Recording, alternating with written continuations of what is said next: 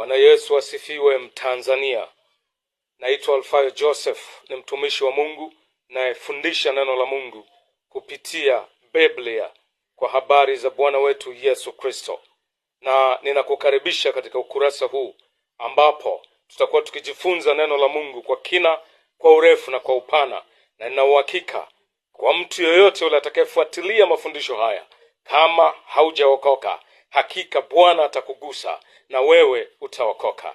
Na kama umeokoka, ninao uhakika utaukulia wokovu na hatimaye utaweza kumzalia Bwana matunda. Na hapo hapo utakuwa na fursa ya kuweza kuwashirikisha watu wengine. Karibu sana uweze kujifunza neno la Mungu. Tutaangalia habari za Bwana wetu Yesu Kristo. Tutaangalia habari za Mungu wetu aliye hai. Asante sana. Shalom, shalom, shalom, shalom.